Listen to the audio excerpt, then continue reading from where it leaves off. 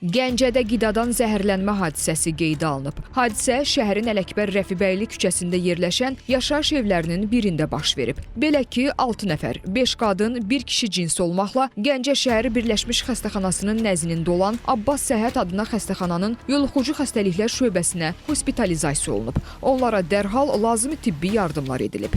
Aprel ayının 11-i 2025-ci il saat 3-4 iradələrində 6 nəfər xəstəni qəbul edib Gəncə şəhər Birləşmiş Xəstəxananın nəzdində olan Abbas Səhhət adına yoluxucu şöbəsinə 6 nəfər daxil olub. Daxil olarkən onların vəziyyətini qiymətləndirib, dəqiqləşdirilməmiş gastroenterit diaqnozu qoyuldu.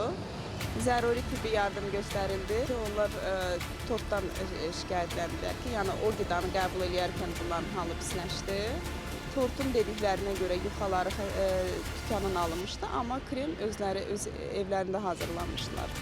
Xəstələrin vəziyyəti, üçünün vəziyyəti orta ağır idi, digərlərin vəziyyəti yüngül idi.